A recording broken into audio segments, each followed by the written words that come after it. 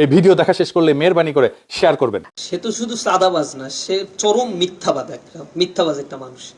চোখের সামনে মিথ্যা কথা বলে দেবে। এটা তো সাংবাদিকরাও কয়েকবার তাকে প্রশ্ন করছে, ধরছে।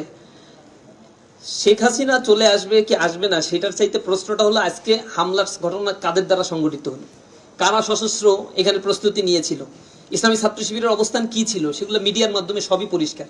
সুতরাং সে যদি দিনকে রাত আর রাতকে দিন বলে বেড়াতে পারে, এটা তাদের চরিত্রের মধ্যেই আছে, এটা বিএনপির চরিত্রের মধ্যেই আছে। আমরা বারবার বলছি তাদের কথা এবং কাজের ভিতরে কোনো মিল নাই।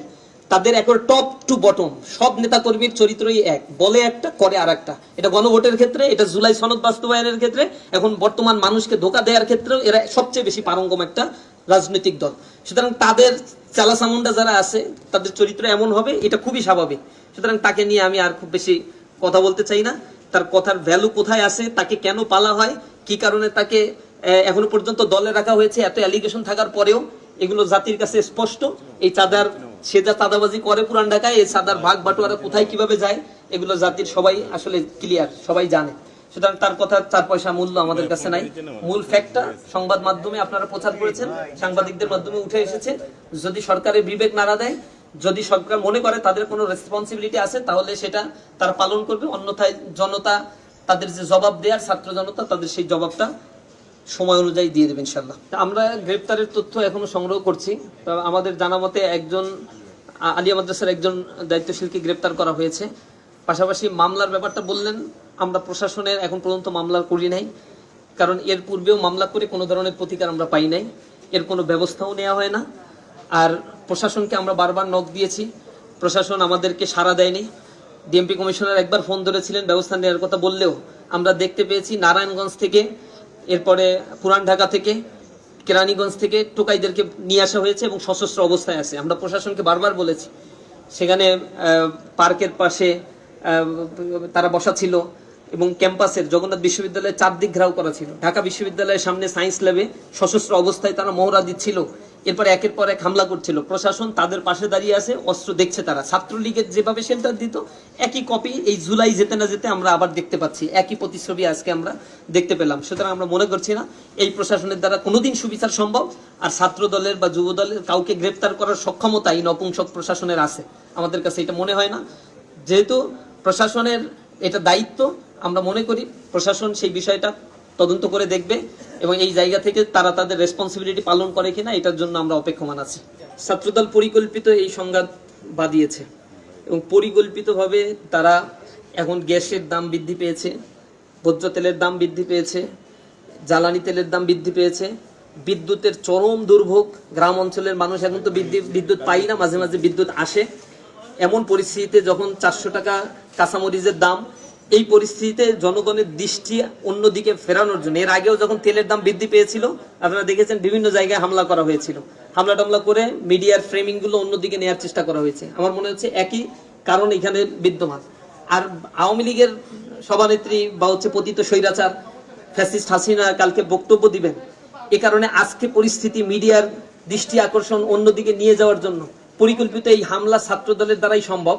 কারণ ছাত্র দলের প্রত্যেকটা কমিটিতে অন্তত 50টা কমিটির তালিকা আমাদের কাছে আছে, যেখানে পুরাতন ছাত্রলীগকে পুনর্বাসিত করা হয়েছে। সুতরাং তারা চায় এই জায়গাগুলোতে অন্য আলাপ আসুক এবং এই জুলাইয়ের সময় ফ্যাসিবাদের যে আলাপগুলো, এই স্বৈরাচারের আলাপগুলো, গণহত্যার বিচারের আলাপগুলো, জুলাই সনদের আলাপগুলো, গণভোটের আলাপগুলো, এইগুলো ম্লান হয়ে যায়। এই কারণেই পরিকল্পিতভাবে বিভিন্ন জায়গায় তারা হামলার চেষ্টাগুলো করেছে। আমরা মনে করছি এর দায় দায়িত্ব সম্পন্ন বিএনপি ছাত্র দলের উপরে। আর দীর্ঘ সময় ধরে আমরা লড়াই করেছিলাম তাদের সাথে, তখন তাদের খুব বেশি ছায়া আমরা দেখতে পাই নাই। বারুল ট্রাক সরানোর দিন ছাত্র দলের কেউ ছিল না, সেদিন ইসলামী ছাত্র শিবিরের দায়িত্বশীলরা রাস্তায় দাঁড়িয়ে প্রতিবাদ করেছিল এবং শাহাদাতের ঘটনা ইসলামী ছাত্র শিবিরের ঘটেছিল, অনেক ভাই আহত এবং শহীদের ঘটনা ঘটেছিল। ছাত্র দল যুব দলকে সেদিন আমরা পাই নাই। এই সন্ত্রাসীরা এরা হচ্ছে যে দলই ক্ষমতা আসুক না কেন, সেই দলের ঘাড়ের উপর চেপে মবতন্ত্র ক্রিয়েট করা বা ত্রাসের রাজত্ব তৈরি করাই হচ্ছে তাদের মূল দায়িত্ব। এই কাজটাই তারা করে।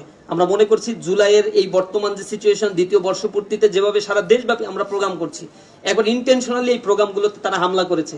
উচিত ছিল তাদেরও সেম লেভেলের প্রোগ্রামগুলো করা, শিক্ষার্থী বান্ধব প্রোগ্রামগুলো করা। কোনো জায়গায় তারা এগুলো না করে বরং আমাদের প্রোগ্রামগুলোতে হামলা করে তারা এটাই প্রমাণ করতে যায় যে তাদের চরিত্রটা কেমন, আর তারা এই গণ অভ্যুত্থানের বা এই বিপ্লবের পক্ষের কোনো শক্তি ছিল না, অথবা তারা থাকলেও মুখে শুধু বাতেলা পুরাতন সেই বন্দোবস্তের দিকেই তারা যেতে চায়, ক্যাম্পাসগুলোকে তারা অস্থিতিশীল করে রাখতে চায়।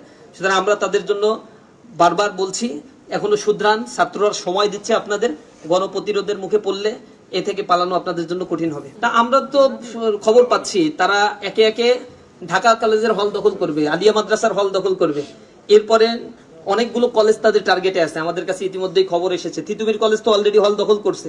কুমিল্লা বিশ্ববিদ্যালয়ে গণরুম কালচার তারা ফেরত নিয়ে আসছে, তারা 24 জনের মতো গণরুমে রেখেছে। সেখানে এই নিউজ আসছে, ছাত্ররা সেখানে প্রতিবাদ করছে, প্রতিরোধের মুখে তারা সেই গণরুম ছাড়তে বাধ্য হয়েছে। এভাবে একের পর এক প্রতিটা ক্যাম্পাসে তারা গণরুম গেস্টরুম চালু করবে। তাদের কেন্দ্রীয় সভাপতি আমার মনে আছে এক সংবাদ সম্মেলনে বলেছিল, আর কোনোদিন গণরুম কালচার ফেরত আসবে না, যদি আসে তাহলে কি হবে, তাহলে আমি আর রাজনীতি করব না। এদের চরিত্রের ভিতরে কোনো মিল দেখেন? এই গণরুম গেস্ট রুম হল দখল এগুলো চলছে, তিতুমির কলেজে হল দখল করছে, এগুলো প্রকাশ্যে সংবাদ মাধ্যমগুলোতে আসছে। তাদের ন্যূনতম কোনো লজ্জাবোধ থাকলে এই রাজনীতি থেকে তাদের ছেড়ে দেওয়া উচিত ছিল, কিন্তু তারা এটা করে নাই এবং একের পর এক এই কাজগুলো তারা করবে। আর বেগম রোকেয়া বিশ্ববিদ্যালয়ে যে ইস্যুটা নিয়ে তারা হামলা করেছে, আমরা বলেছি ফ্যাসিবাদের আমলে যত গণহত্যা সংগঠিত হয়েছে সেই গণহত্যাগুলোর গ্রাফিতি অথবা গণহত্যার প্রতিবাদ জানিয়ে আমরা সেখানে আলোকচিত্র প্রদর্শনী করেছিলাম।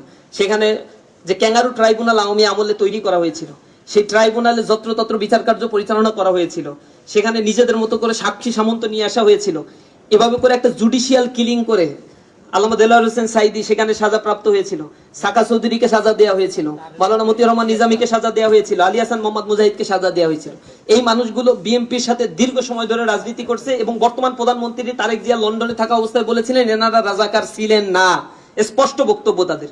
সুতরাং তাদের উপরে কিলিং করা হয়েছে, এটা প্রধানমন্ত্রীর, বর্তমান প্রধানমন্ত্রীর ভাষ্য, খালেদা জিয়ার ভাষ্য এবং এই বিএনপির, এটাই হচ্ছে বিএনপির ভাষ্য। কিন্তু সেই জায়গা থেকে ছাত্রদল যখন এইগুলোকে ওন করতে পারে না, তার মানে এটা বিএনপির ছাত্রদল না, এটা জিয়াউর রহমানের ছাত্রদল না, এটা তারেক জিয়ারও ছাত্রদল না। এগুলোর একমাত্র ধর্ম হচ্ছে ফাসাদ তৈরি করবে, সন্ত্রাসী তৈরি করবে।